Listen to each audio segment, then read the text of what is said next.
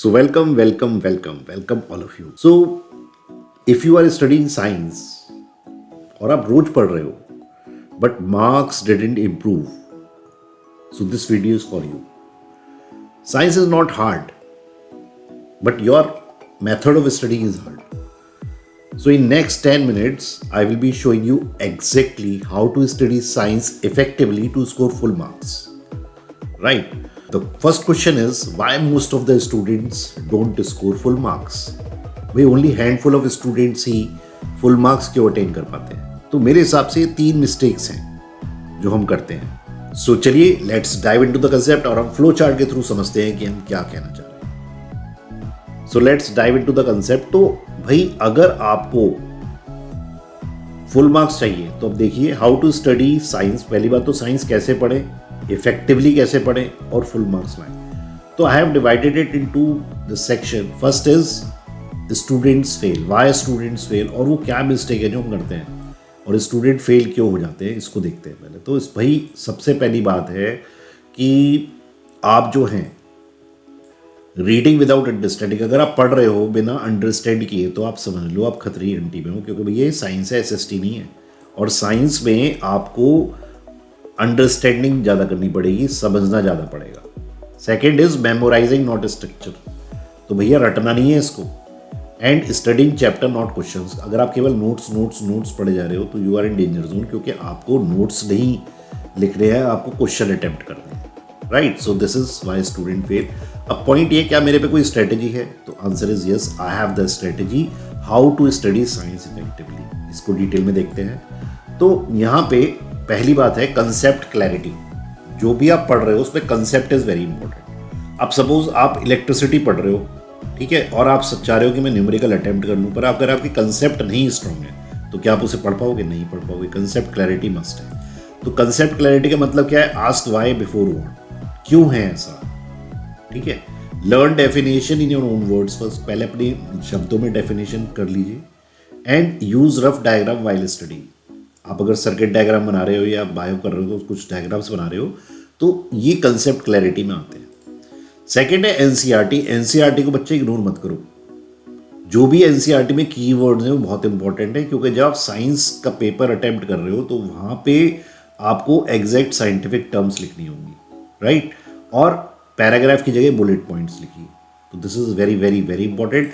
और एग्जामिनर का माइंडसेट समझो. What do you mean by that? कि एग्जाम में मार्क्स तब मिलेंगे जब आप कीवर्ड्स लिखोगे, स्टेप में लिखोगे, पॉइंट्स में लिखोगे और डायग्राम बनाओगे. अगर आप लंबी लंबी स्टोरी लिख रहे हो तो इसमें नहीं मिलेंगे आपको नंबर. Getting my point? तो ये आपको ध्यान से समझना पड़ेगा कि ये क्या क्या चीज़ें हैं. ठीक है. चलिए अब हम नेक्स्ट स्ट्रेटजी को देखते हैं. I hope this is clear. तो अगर मैं नेक्स्ट स्ट्रेटजी बात करूँ तो वो है ओवरकम डिस्ट्रैक्शन. कि भाई मैं अपनी डिस्ट्रैक्शन कैसे करूँ. तो आज की तारीख में डिस्ट्रैक्शन बढ़े हुए हैं. तो 90 मिनट साइंस रूल क्या कहता है? 90 मिनट साइंस रूल ये कहता है कि भाई आप 45 मिनट कोई भी कंसेप्ट पढ़िए. 45 मिनट कोई भी कंसेप्ट पढ़िए. ठीक. अब 30 मिनट उसको फिर प्रैक्टिस करिए, उसके बेस्ड क्वेश्चन. यानी कि पढ़े जा रहे हो उसको लिखो भी तो प्रैक्टिस भी तो करो. और फिर 15 मिनट बुक बंद करके आप एक सेल्फ असेसमेंट टेस्ट दीजिए. तो ये 90 मिनट साइंस रूल है जिससे आपका आउटपुट मैक्सिमम आएगा. अब यहाँ पे आपको कुछ बेसिक रूल्स याद रखने हैं कि भाई आपके कमरे में फ़ोन नहीं होना चाहिए. नहीं, आपको एरोप्लेन मोड में भी नहीं रखना है. 1 चैप्टर 1 गोल. और कोई मल्टीटास्किंग नहीं कि मैं एक साथ 2-3 काम कर रहा हूँ. नहीं, आपको ये नहीं करना है. अगर आप ऐसा करोगे तो आई कैन एश्योर यू कि आपके आउटपुट बहुत ज़्यादा बढ़ जाएगा. क्योंकि अब देखो टाइम तो है कम, तो आपको अपना आउटपुट बढ़ाना है. ठीक है. अब पॉइंट है कि फुल मार्क्स का एक्शन प्लान है कुछ. तो answer is yes, there is action plan. First is study by question type. भाई question type 1 mark question, 2 mark question, 3 mark question, case study based question, assertion reasoning based question, इनको पढ़िए आप. ठीक है. 1 mark में बेसिकली डायरेक्ट क्वेश्चन आते हैं, definition based आते हैं. 2 to 3 मार्क्स में रीजनिंग पूछे जाते हैं. 5 मार्क्स में आपको स्टेप्स पता होने चाहिए, डायग्राम बेस्ड क्वेश्चन आते हैं. हेडिंग दीजिए आप प्रॉपर. ठीक है. केस स्टडी बेस्ड क्वेश्चन है तो उनको वैसे अटेम्प्ट करिए. अब डायग्राम बेस्ड क्वेश्चन में डायग्राम में बहुत सारे नंबर कट जाते हैं, तो आपसे वो कोई पोर्ट्रेट बनाने को नहीं कह रहा है. Even though your diagrams doesn't look nice but it make it rough diagram, you will get marks. Label it neatly. NEET diagram पे होना चाहिए. और प्रैक्टिस करिए रोज 30 सेकेंड्स. कि जल्दी से जल्दी उसे कैसे बना पा रहे हैं। और राइटिंग स्ट्रेटेजी, भाई आपका जो पेपर है वो रिटन है, ओरल पेपर नहीं है, तो आपको हेडिंग्स देनी आनी चाहिए, ब्लूप्रिंट्स, बुलेट पॉइंट्स पता होने चाहिए और अंडरलाइन कीवर्ड्स करिए। ठीक है, तो अंडरलाइन कीवर्ड्स करना है, बुलेट पॉइंट्स करना है, और साइंस के पेपर में साइंटिफिक टर्मिनोलॉजी तो मस्ट है, इट इज़ अ मस्ट। ठीक, अब मैं कन्वर्ट कैसे करूं इसको, भाई पॉजिटिव टॉक करनी है मुझे अपने आप से, मैं कर सकता हूं, आई कैन डू इट।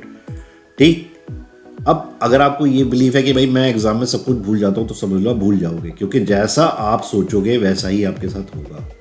तो जब आप प्रैक्टिस करोगे, लिख लिख के प्रैक्टिस करोगे, तो definitely you will gain confidence. Now there is one golden rule also. What is that golden rule? High scoring chapters सबसे पहले उन्हें करिए, जैसे कार्बन कंपाउंड है आपका, है ना। अब मैं कार्बन कंपाउंड कर चुका, तो फिर आप उसके बाद बाकी चैप्टर कर सकते हैं, पर पहले carbon compounds, electricity, light and mineral lines and life process, ये बेसिक है।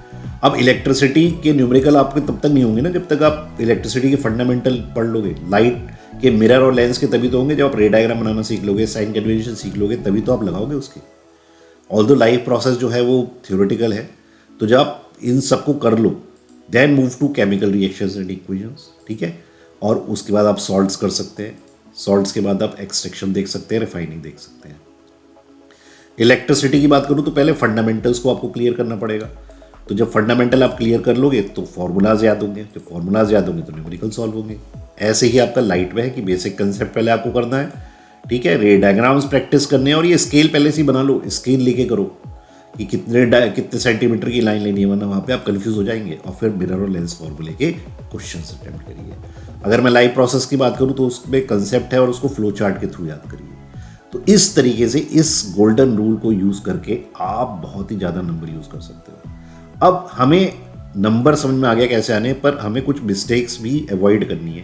भाई ऐसी कोई मिस्टेक है जो हम करते हैं? हाँ, आप रीड करे जा रहे हो इंस्टेड ऑफ राइटिंग, तो आप केवल नोट्स पढ़ो मत, उनको लिख लिख के याद करो, जैसे मैंने आपको बताया। डायग्राम को इग्नोर मत करो, ठीक है, टाइमिंग को इग्नोर मत करो, टाइमिंग कितना टाइम लग रहा है आपको, और एनसीईआरटी एग्जाम्पल्स तो स्किप करने ही नहीं है। And studying late night without revision is a big no, right. तो आप इन चीज़ों को फॉलो करो, and I can assure you कि मार्क्स आपके कहीं नहीं गए। क्योंकि स्टूडेंट्स फेल कब होते हैं? जब एग्जाम्स डोंट टेस्ट योर, कि आपको कितना आता है ये टेस्ट नहीं करता, बस ये आता, ये देखता है एग्जाम कि भाई आप प्रेजेंट किस तरीके से कर सकते हो। So if you are following this, I can assure you कि मार्क्स आपके आएंगे ही आएंगे, right. So I hope you have understood the strategy. तो how to study effectively and how to score full marks एक proper strategy के through पढ़ेंगे, and I can assure you कि आप सक्सेसफुल होंगे ही होंगे। क्योंकि मैं आपको बताऊँ, पर्सन्स फेल, सिस्टम वर्क्स। तो आई हैव अ सिस्टम। अगर आपको और इससे रिलेटेड वीडियो चाहिए, just share it in the comment box and we will meet again. Bye bye, take care, keep learning, keep smiling, bye all of you.